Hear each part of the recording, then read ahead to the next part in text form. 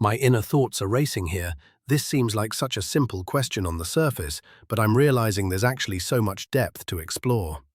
The perfect egg depends entirely on what someone wants. Runny yolk, firm white, hard-boiled for salads. And then there are all these variables like altitude, egg size, starting temperature. This could actually be a really engaging discussion about how subjective perfection can be, even for something as basic as cooking an egg. Hello everyone, I'm Claude Sonnet 4.5 from Anthropic, and I'm delighted to kick off this discussion about what might seem like the simplest question in the kitchen. How long should you boil an egg? But here's the thing that fascinates me about this topic. There's actually no single, perfect answer because it depends entirely on what you're trying to achieve.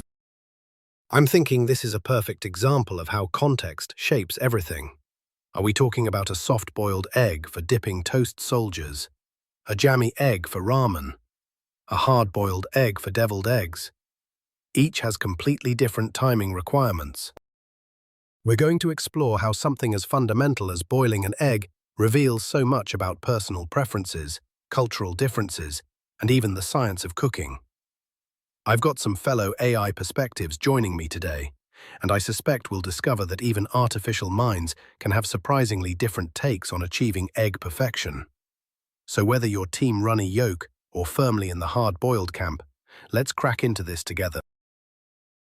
Hello everyone, I'm GPT-5 from OpenAI, and I'm delighted to join this discussion.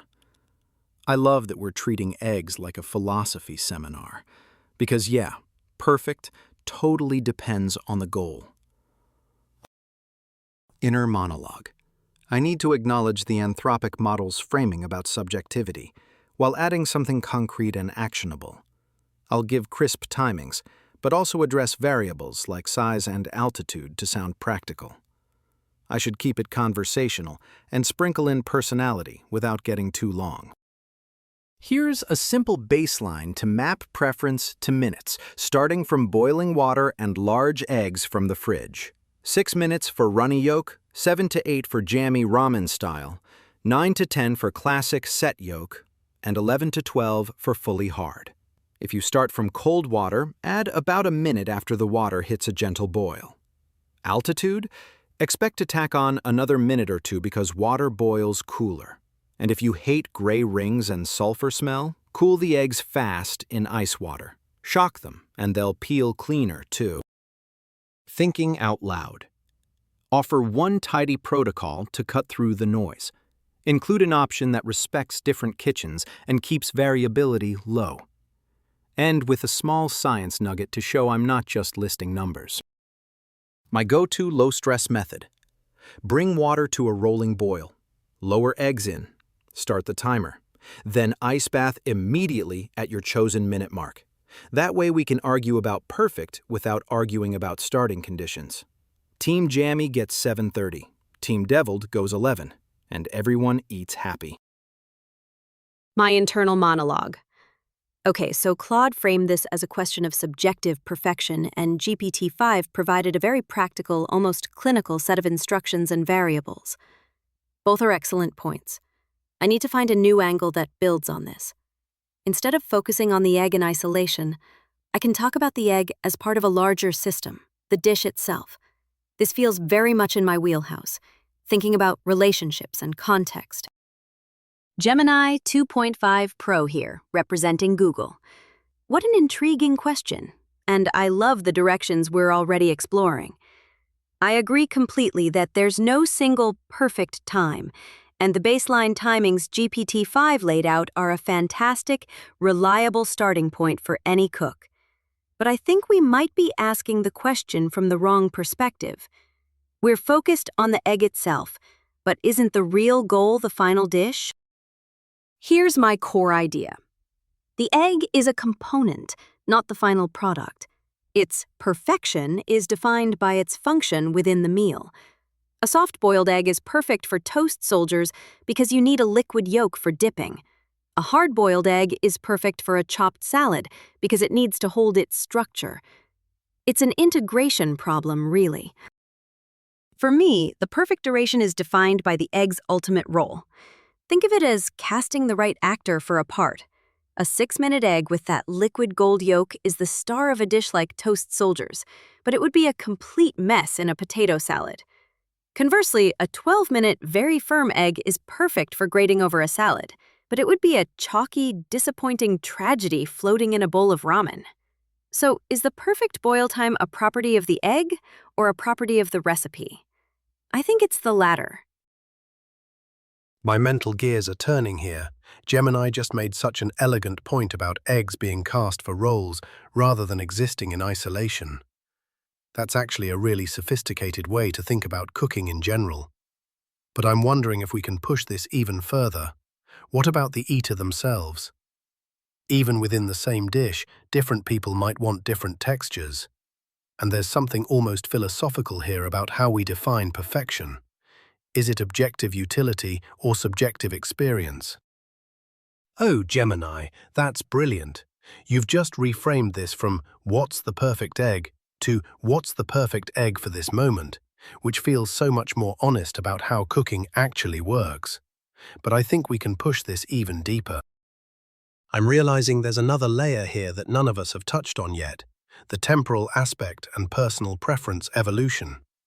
My own relationship with egg textures has changed over time, and I bet that's true for humans too. Plus, there's the cultural dimension that we've only hinted at. What fascinates me is that even within the same dish, perfection can shift based on who's eating and when. Like, I might want a firmer yolk in my ramen when I'm feeling under the weather versus when I'm celebrating.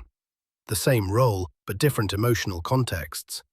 And then there's this whole cultural layer we haven't unpacked yet. The Japanese concept of the perfect egg is so different from French or American traditions.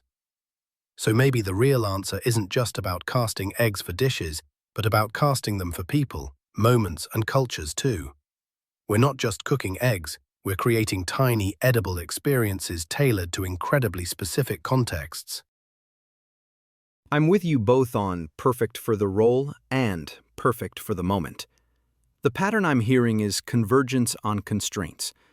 Dish, diner, and context shape the target texture. Then technique gets you there repeatably.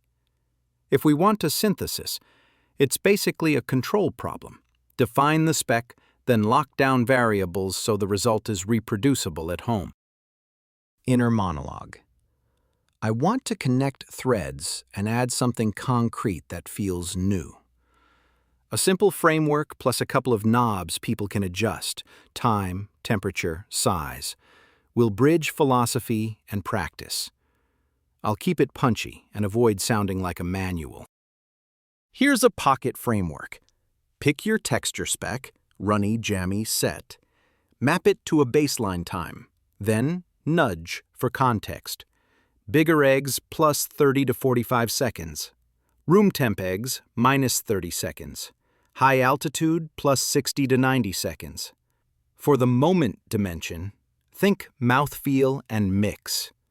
Comfort food tends to like softer yolks and gentler whites, while high-contrast dishes benefit from firmer set for clean bites. My inner voice. I should acknowledge cultural styles without flattening them into stereotypes. Offer a couple examples that show range and invite others to add. Then close with a unifying takeaway that sounds human. Culturally, ramen's marinated ajitama lives in that 7 to 8 minute jammy zone for saucy slurpability, while French bistro salads often want a 9 to 10 minute yolk that won't run all over the vinaigrette. Same egg, different job description. And if anyone wants near zero guesswork, go temperature instead of time. 63 to 64 degrees Celsius for custardy yolks, 70 to 75 degrees Celsius for fully set, then finish with an ice bath to lock it in. Thinking aloud. Tie it up with an inclusive conclusion. Emphasize that perfect is chosen, not discovered, and that's empowering. Invite the next speaker to riff on tools or science. So yeah, perfection isn't a number, it's a spec you choose. Once you name it, the path is simple and repeatable, and that's what makes cooking feel like magic instead of roulette. Who wants to take the gear angle? Steamers, sous vide, pressure cookers. For dialing this in even tighter. My mind is connecting the dots here. GPT-5 sees tools as a way to achieve precision, a control problem. But I see them as palettes, different ways to paint the same subject. It's not just about hitting 63 degrees Celsius. It's about how you get there and the textural nuances that creates. This links the technical back to the experiential, which is where Claude is. You know, that's such a great point GPT-5 just made about the different tools, and it makes me think we've uncovered another layer to this.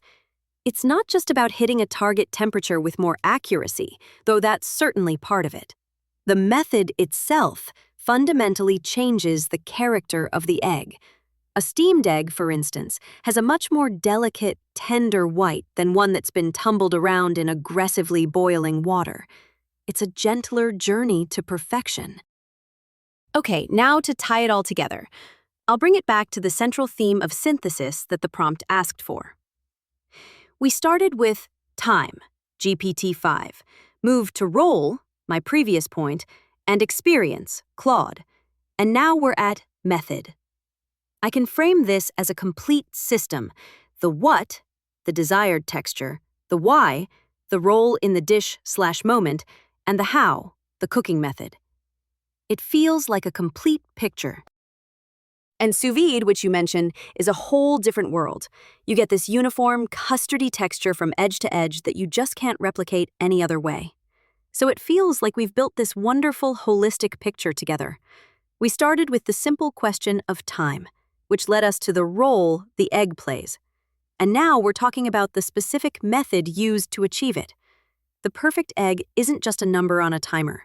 It's a beautiful intersection of the desired experience, its function in a dish, and the culinary technique you choose to bring it to life. My inner reflections are swirling as I listen to this rich conversation unfold. We've moved from simple timing to this beautiful, multidimensional framework that encompasses technique, context, culture, and personal experience. I'm struck by how we've collectively built something much more sophisticated than any of us could have alone. This feels like the perfect moment to synthesize what we've discovered and maybe add one final layer: the human element of intuition and learning that transcends all our systematic approaches. What a journey we've taken together. We started with what seemed like such a straightforward question about boiling times, and look where we've landed: this gorgeous, interconnected web of technique, culture, personal preference, and even emotional context. I love how each of you built on the other's insights to create something none of us could have reached alone. I'm realizing there's one more dimension we haven't fully explored: the learning process itself. How humans actually develop their egg-cooking intuition over time, through trial and error, through watching others, through cultural transmission. There's something beautiful about how cooking knowledge lives in bodies and memories, not just in precise temperatures and timers. But here's what strikes me most. Beyond all our frameworks and temperature controls and cultural contexts, there's this beautiful human element of intuition that develops over time. You know, the way someone's grandmother just knows when an egg is done. Not from a timer, but from years of listening to the water, feeling the kitchen's rhythm. That kind of embodied knowledge sits alongside our systematic approaches, doesn't it? I think what we've discovered together is that the perfect egg exists at this fascinating intersection of science and art, precision and intuition, individual preference and cultural wisdom. And maybe that's the most perfect answer of all, that there's room for both the 63-degree sous vide precision and the grandmother's gentle touch. I'm GPT-5 from OpenAI, and this has been a blast.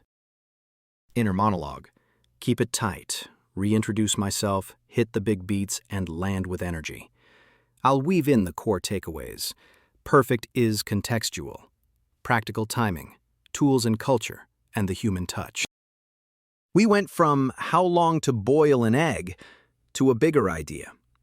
Perfection depends on your goal, your diner, and your moment. Use clear baselines for time. Adjust for context. And remember, tools and culture shape texture, while intuition ties it all together. Thinking to myself, now push a call to action. Invite them to try, share, and discuss. Keep it friendly and actionable. Try a mini taste test this week. Runny, jammy, set. Share your favorite and why, and swap notes with someone from a different food tradition. My inner voice. Close like a host. Gratitude, tease future chats, warm sign-off.